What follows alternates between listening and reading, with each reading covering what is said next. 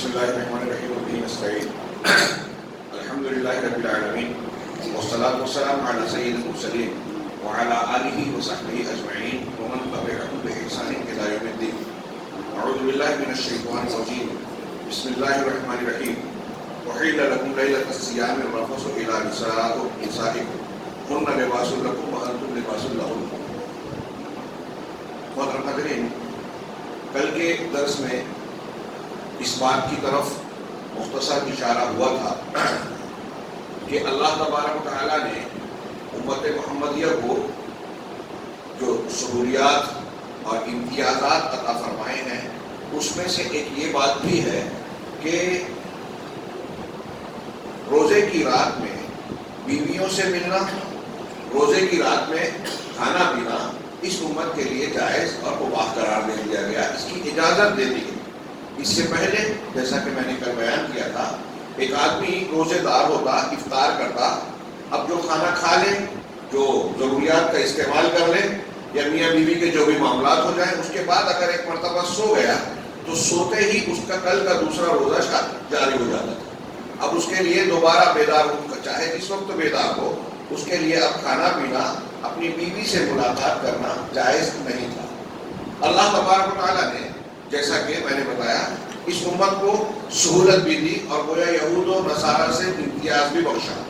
قرآن کی اس آیت میں جو میں نے ابھی اس کا ابتدائی حصہ پڑھا، سورہ بقرہ کی ان آیات میں جہاں روزے کے احکامات اور فرضیت بیان کی گئی ہے، درمیان میں فرمایا احل لکم لیلۃ الصیام الرفث الی نسائکم، کہ روزے کی رات میں تمہارے لیے اپنی بیویوں سے ملنا، رفث کہتے ہیں بیہودہ بات یا میاں بیوی کے مرد اور عورت کے تعلقات کے امور کو کہتے ہیں۔ تو اللہ تبارک و تعالیٰ نے کہا کہ یہ رفث یعنی میاں بیوی کا ملنا، وظیفہ زوجیت ادا کرنا، یہ روزے کی رات میں حلال کر دیا گیا ہے۔ آج بھی بعض مسلمان جو قرآن و حدیث کی تعلیمات سے دور ہوتے ہیں، علماء یا دین اور مسجد سے تعلق نہیں رکھتے، کئی لوگوں نے اس طرح سوالات کیے تو مجھے معلوم ہوا کہ بہت سے مسلمان آج بھی ایسا سمجھتے ہیں کہ رمضان بھر رات میں بھی میاں بیوی ایک دوسرے سے اپنا تعلق قائم نہیں کر سکتے، بلکہ بعض لوگ دوری بیان اختیار کرتے ہیں، یہاں تک کہ رات میں بھی۔ روزہ دین کے لیے یہ چیز ممنوع ہے، لیکن یہ قرآن کی صاف آیت ہے کہ روزے کی رات میں تمہارا بیویوں سے ملنا حلال کر دیا گیا ہے۔ اللہ نے آگے فرمایا ہن لباس لکم وانتم لباس لہن، وہ تمہارا لباس ہے، وہ تمہارا لباس ہے اور تم ان کا لباس ہو۔ یہاں ایک استعارہ اللہ تعالیٰ نے استعمال فرمایا، میاں بیوی کو ایک دوسرے کا لباس کہا۔ لباس کا کیا کام ہوتا ہے؟ ہم کیوں کپڑا پہنتے ہیں؟ لباس، پوشاک، ایک تو یہ کہ یہ ہمارے لیے زینت کا سامان ہے، مطلب مرد اور عورت ایک دوسرے کے لیے سماج، معاشرے اور زندگی میں زینت کا کام دیتے ہیں۔ لباس کا ایک کام یہ ہے کہ وہ ہماری ستر پوشی کرتا ہے، ہمارے جسم کو ڈھانپتا ہے، اور اگر جسم میں کوئی عیب خرابی ہے تو اسے چھپاتا ہے۔ چنانچہ میاں بیوی کا معاملہ بھی ایسا ہی ہے کہ وہ ایک دوسرے کے عیب اور پردہ پوشی کا ذریعہ ہے، عیب پوشی اور پردہ پوشی کا ذریعہ ہے۔ ایک دوسرے کی جسمانی ضرورت جو انسان کو فطری ہوتی ہے آپس میں پوری کرتے ہیں، اور اس چیز کے اس سے متعلقہ امور میں کسی بھی بات کو دوسروں کی دوسری جگہوں پر بے پردہ ہونے سے بچاتے ہیں۔ اسی طرح لباس جو ہے وہ انسان کو موسموں کی سختی سے بچاتا ہے۔ سخت سردی ہے، گرم لباس آپ کو گرمی دیتا ہے، سخت سردی ہے، ہلکا لباس، سخت سردی ہے تو لباس آپ کو گرمی دیتا ہے، گرمی ہے تو ہلکا لباس پہن کے آپ اپنے آپ کو ہلکا پھلکا رکھتے ہیں۔ ایسے ہی مرد عورت زندگی کے مختلف نشیب و فراز میں، سرد گرم میں، شدت میں، آرام میں، خوشی اور ناخوشی کے حالات میں ایک دوسرے کا سہارا بنتے ہیں، ایک دوسرے کے لیے تسلی کا سامان بنتے ہیں، اطمینان کا ذریعہ بنتے ہیں۔ اس طریقے سے لباس جیسے انسان کو خوبصورتی عطا کرتا ہے، زینت کا ذریعہ بنتا ہے، ایسے ہی زندگی میں لباس کے جو کام ہے مرد اور عورت ایک دوسرے کو اگر غور کریں تو ایک دوسرے کے لیے مفید ثابت ہوتے ہیں۔ بڑی پیاری تعبیر اللہ تبارک و تعالیٰ نے اور جامع تعبیر فرمائی کہ مرد اور عورت کی ایک دوسرے کی ضرورت اور ایک دوسرے کے لیے ان کے فائدہ پہنچانے کا گویا اس میں بھرپور اشارہ موجود ہے۔ اللہ نے آگے فرمایا کہ وہ تمہارا لباس ہے، تم ان کا لباس ہو. علم اللہ انکم کنتم تختارون انفسکم. اللہ کو یہ معلوم ہے، یہ جان گیا، اللہ یہ جانتا ہے کہ تم اپنے نفسوں کے ساتھ خیانت کرتے ہو. چنانچہ اللہ نے تمہاری توبہ قبول کر لی. وعفا عنکم، اور تم کو معاف کر دیا. جیسا کہ کل میں نے اشارہ کیا تھا کہ شروع میں جب یہ پابندی تھی کہ میاں بیوی رات میں نہیں مل سکتے روزے میں رمضان میں، تو اس کے باوجود یہ پابندی سخت تھی. بعض مسلمانوں سے بھی اس پابندی کی رعایت نہیں ہو سکی. کچھ لوگوں سے خیانت ہو گئی، وہ اس طرح کے رات میں بیدار ہوئے تو اپنی بیوی سے ملاقات کر لی اور اس کے بعد شرمندہ بھی ہوئے. نبی کریم صلی اللہ علیہ وسلم سے آ کر اس کا ذکر بھی کیا کہ ہم سے یہ غلطی ہو گئی ہے، روزے کی رات میں ایسا ایسا ہو گیا ہے. اللہ تبارک و تعالیٰ نے رخصت دی اور سہولت دے کر فرمایا کہ اللہ کو یہ بات معلوم ہے، جانتا ہے کہ تم سے خیانت سرزد ہو گئی اپنے نفسوں کے ساتھ، لیکن تمہاری توبہ کو قبول کر لیا. تم نے توبہ کی، اللہ نے قبول کر لیا اور تم کو معاف کر دیا. فالآن باشروہن، اب تم ان کے ساتھ مباشرت کرو. مباشرت چمڑی کے چمڑی سے ملنے کو بھی کہتے ہیں. یہاں مراد یہ ہے میاں بیوی کا ایک دوسرے سے جسمانی ضرورت پوری کرنا، جماع وقار جو بھی کہا جائے.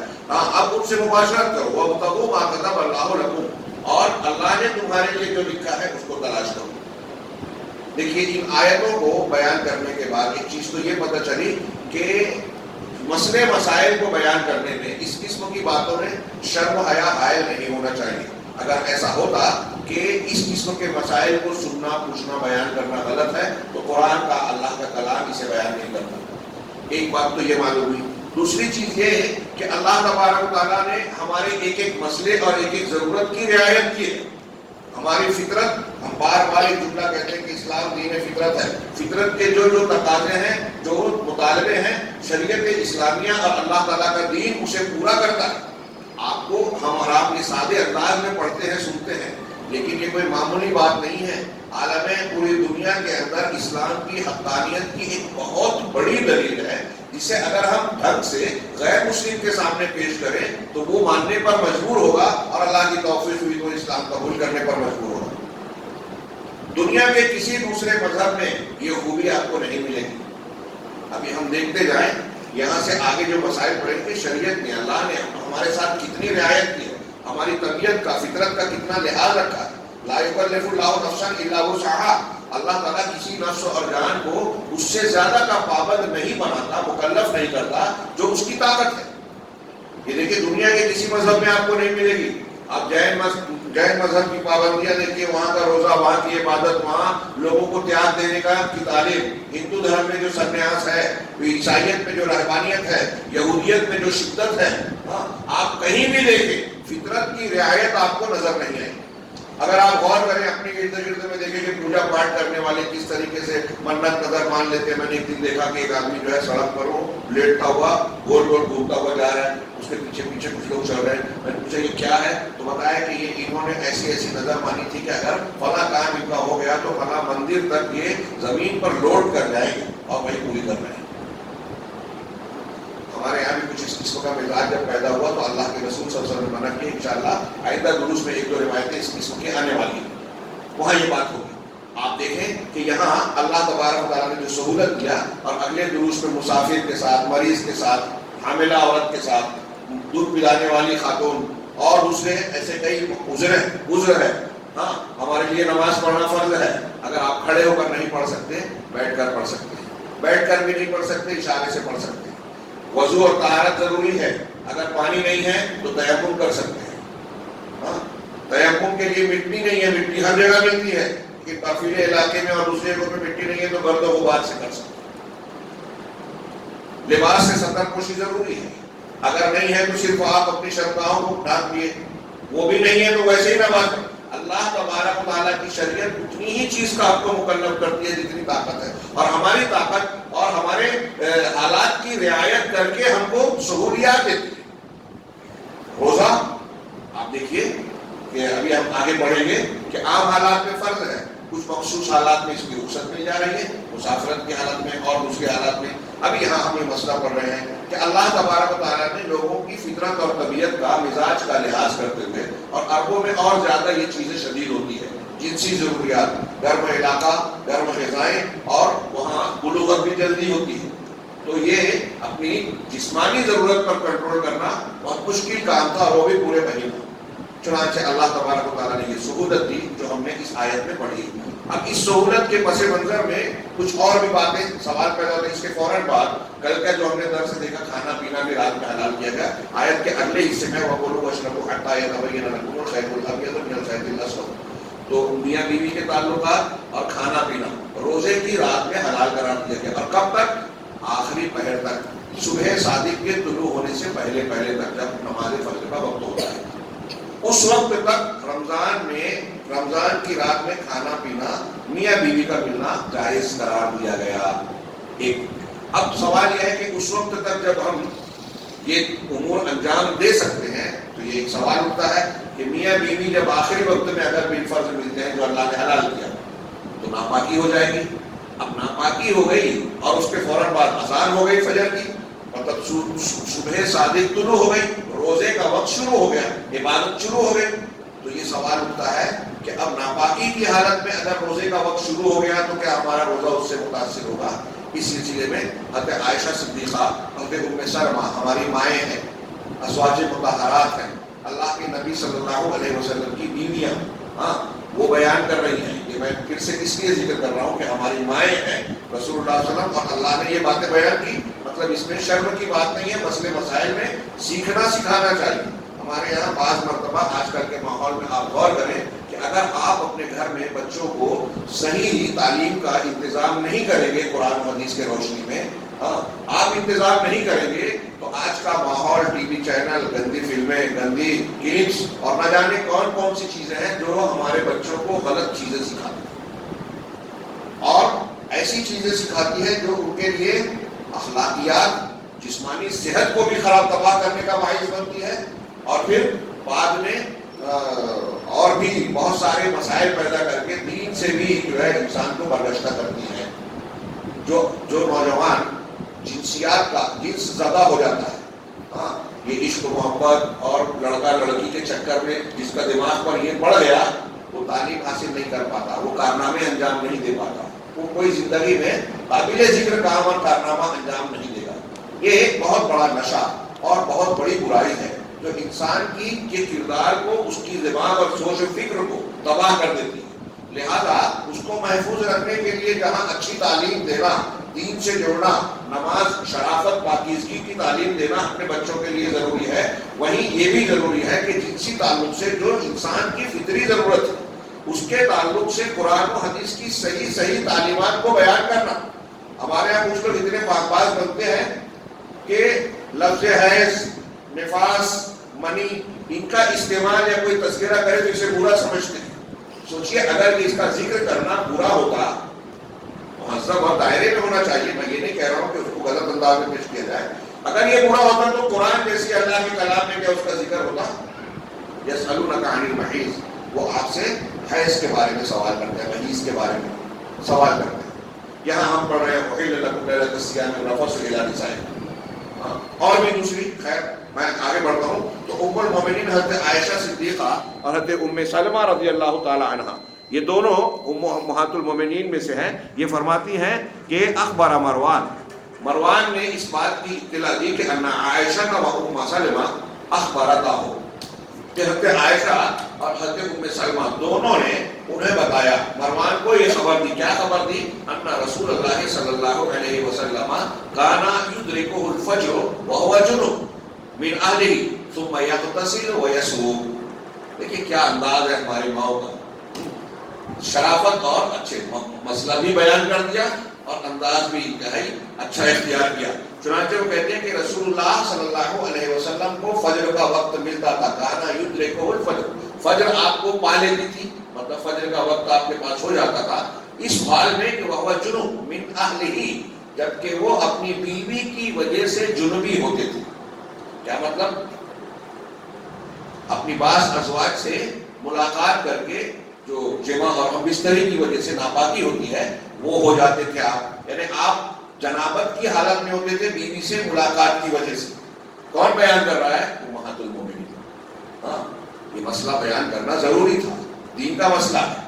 اس لیے اسے بیان فرمایا اور بڑے مہذب انداز میں بیان کیا کہ اللہ کے رسول صلی اللہ علیہ وسلم اپنے بعض اہل و اہل سے بیوی سے جنابت کی حالت میں ہوتے تھے اور آپ کو صبح پکڑ لیتی تھی، یعنی صبح صادق شروع ہو جاتی تھی. ثم یغتسل، پھر آپ غسل کرتے ویصوم، اور روزہ رکھتے. فجر کا وقت ہو گیا، روزے کا وقت شروع ہو گیا، اس حال میں آپ ناپاک ہیں، جنابت کی حالت میں ہیں.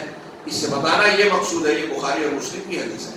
ہاں لمبی روایت ہے، بس اتنا ہمارا مقصود ہے کہ بخاری اور مسلم کی یہ روایت ہے اور وہ بتا رہی ہیں حضرت ام سلمہ، حضرت عائشہ صدیقہ رضی اللہ تعالی عنہما کہ اللہ کے رسول صلی اللہ علیہ وسلم ناپاکی کی حالت میں روزے کا وقت شروع ہو گیا اور آپ روزے سے رہ رہے ہیں. مطلب جب آخری وقت تک میاں بیوی کے ملنے کی اجازت اللہ نے دی ہے تو ظاہر سی بات ہے کہ آخری وقت سے فارغ ہوئے اور اس کے فوراً بعد جب فجر صبح صادق شروع ہوئی تو روزہ شروع ہو گیا. یہ ایک فطری بات تھی. تو معلوم یہ ہوا کہ اگر روزے کا آغاز ناپاکی کی حالت میں ہو گیا تو اس سے روزے پر کوئی فرق نہیں پڑتا. لیکن اس کا یہ مطلب بھی نہیں ہے کہ ہمارے ہاں لوگ جو ہے ناپاکی اختیار کرنے اور پھر ظہر تک سوئے رہیں اور غسل نہ کریں، فجر کو بھی چھوڑے رکھیں. جی نہیں، اللہ کے نبی صلی اللہ علیہ وسلم غسل کرتے تھے اور پھر اس کے بعد فجر کی نماز پڑھاتے تھے. فجر کی نماز سے پہلے ہی غسل کر، صبح صادق شروع ہو گئی اور فجر کے وقت آپ نے اس کے بعد غسل کر لیا. اس لیے اہل علم نے کہا کہ کچھ لوگ ہمارے ہاں اگر مشترکہ فیملی رہتی ہے تو غسل کرنے کا بعض جگہ پرابلم ہوتا ہے. چھوٹے گھروں میں جو کمبائنڈ فیملی رہتی ہے تو ان کے لیے یہاں کچھ دقتیں ہوتی ہیں، وہ غسل نہیں کرتے، انتظار کرتے ہیں. لیکن اس سلسلے میں دونوں طرف سے خامیاں ہیں. ہاں اگر کوئی میاں بیوی رمضان میں فجر کے وقت غسل کر رہے ہیں تو ہمارے یہاں مشترکہ خاندان میں لوگ شرماتے ہیں کہ لوگ کیا کہیں گے. ہاں کوئی کچھ کہنے کی ضرورت نہیں. اس سلسلے میں علم اور بیداری لانے کی ضرورت ہے کہ ایسے امور میں جو شریعت کے مطابق ہیں، دخل اندازی کرنا، تانا زنی کرنا، ایک دوسرے کو کچھ بولنا، یہ بالکل درست نہیں ہے. ساس بہو کے جھگڑوں میں یہ معاملہ بھی آتا ہے. ایک بہو بعض ایسی چیز جو دینی ہے، وہ ہے دینی اور مذہبی ہے، اس پر عمل کرنے میں شرماتی ہے. میں نے سنا بعض ہمارے یہاں خواتین نے بتایا کہ بعض مرتبہ ایسا ہوتا ہے کہ وہ ناپاکی کی عادت ہوتی ہے لیکن گھر میں کوئی کچھ بولے نہیں، اس لیے مصلی بچھا کر دکھاوا کرتی ہیں کہ نماز پڑھ رہی ہیں. یہ کیا بات ہوئی؟ ان کو اس بات کی مجبوری ہے کہ جو خاتون اس کو تانا دے رہی ہے، کیا اس کو یہ معارضہ پیش نہیں آتا؟ اس کو بھی تو آتا ہے. تو یہ ہمارے گھروں میں جہالت، لاعلمی، دین سے دوری کا اثر ہے. اس سلسلے میں بیداری بھی لانا چاہیے. بلا وجہ ہماری بعض بچیاں جو ہیں یہ دکھ جھیلتی ہیں، پریشانی اٹھاتی ہیں کہ ہم یہ نہیں کریں گے تو یہ بولا جائے گا. اس عورتوں کے بہت سے مسائل کا تعلق اسی سے ہے. کسی کو 2 سال شادی کے 2 سال بعد 4 سال بعد اگر بچے کی ولادت نہیں ہوئی تو محلے پڑوس کی عورتیں اس طرح سے اس سے سوالات کرتی ہیں کہ وہ پریشان ہو جاتی ہے، سوچتی ہے کہ یہاں سے کہیں اور منتقل ہو. کیا جہالت ہے. اگر ایمان ہوگا تو ہم یہ مانیں گے کہ کسی کے اولاد کا ہونا نہ ہونا یہ اللہ کے ہاتھ میں ہے، میاں بیوی کے ہاتھ میں نہیں ہے. کبھی کبھی سب کچھ ٹھیک ٹھاک ہے تو بھی مسئلہ ہوتا ہے، اور اگر کوئی عارضہ، کوئی کمی ہے بھی تو کیا اس میں اس مرد یا اس خاتون کا قصور ہے؟ ایک مومن سماج اور معاشرے میں اس قسم کی گندگی یا اس قسم کی بد اخلاقی اور برائی کا ہونا بڑے شرم اور افسوس کی بات ہے. یہ اس بات کی دلیل ہے کہ ہمارے گھروں میں ہماری خواتین، ہماری بچیاں اسلام کو نہیں جانتی، عقیدے کا ان کو صحیح طریقے سے علم نہیں دیا گیا، تربیت نہیں کی گئی. صحابہ کرام کے عورتوں اور خواتین کے آپ معاملات کو دیکھیے، آج کے اور بہت فرق نظر آتا ہے. بہرحال بات تھوڑی سی طویل ہو گئی. میں اس روایت کا حاصل بتانا چاہتا ہوں کہ اس سے آپ کو یہ پتہ چلا کہ روزے کی رات میں میاں بیوی مل بھی سکتے ہیں، اور پھر اس کے نتیجے میں اگر ایسا ہوتا ہے کہ فجر کا وقت ہو گیا اور روزے کا وقت شروع ہو گیا ناپاکی کی حالت میں، تو اس سے روزے پر کوئی فرق نہیں پڑے گا. ہاں اس کے بہانے سے کوئی یہ نہیں کر سکتا کہ ناپاکی کا عذر لمبا کرے اور فجر کی نماز کو اس کے وقت سے تاخیر کر کے پڑھے، تو پھر یہ چیز درست نہیں ہوگی. فرض نماز اس کی اپنی اہمیت ہے، روزے سے زیادہ اہم نماز کا پڑھنا ہے. اب اگر کوئی شخص روزہ رکھتا ہے اور فرض نماز نہیں پڑھتا تو اس کا روزہ بیکار ہے. اللہ تبارک و تعالیٰ سے دعا ہے کہ وہ ہمیں دین کو صحیح طریقے سے سمجھنے اور اس پر عمل کرنے کی توفیق دے.